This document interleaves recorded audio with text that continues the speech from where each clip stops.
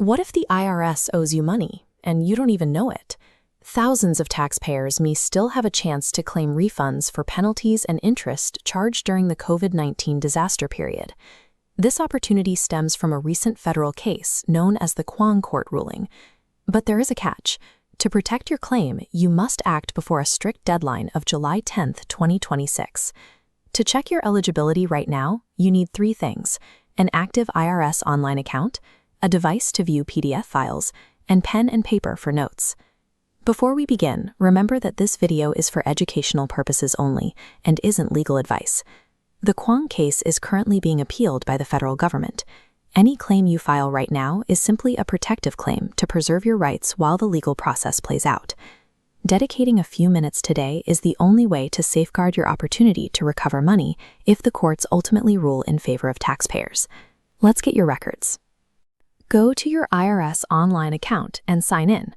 Once you're logged in, open the Tax Records section and select Transcript. When the system asks why you need a transcript, simply choose Other from the drop-down menu. Do not download the Return Transcript or Record of Account Transcript. They lack the granular details we need. The exact document you want is the Account Transcript. Download the PDFs for tax years 2019, 2020, 2021, and 2022. Isolating the account transcript is essential because it is the only document that reveals the itemized line-by-line history of actions taken by the IRS.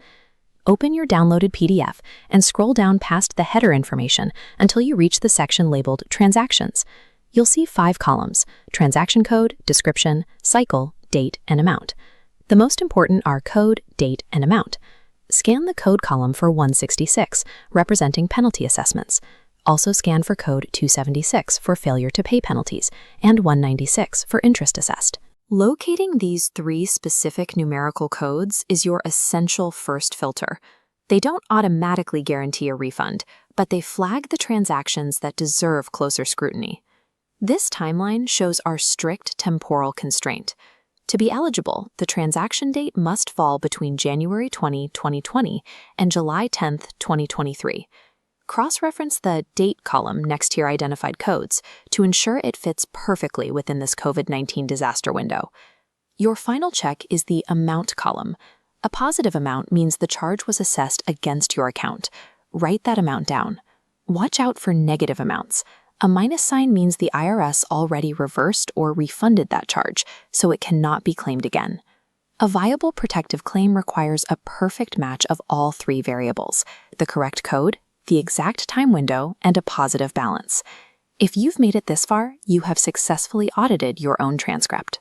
You extracted the exact data needed to fight bureaucratic errors. If you identified qualifying positive amounts, the next actionable step is to officially log your protective claim by filing Form 843. We strongly recommend taking your written findings to a qualified tax professional to ensure Form 843 is drafted and submitted correctly for your specific situation. Filing this form acts as a protective measure against the July 10, 2026 deadline, locking your claim in place while the Kwong appeal plays out in federal court. Taking control of your data today is the best defense of your financial rights. If you found this video helpful, give it a thumbs up, subscribe to the channel, and turn on notifications to catch important tax updates that could save you money.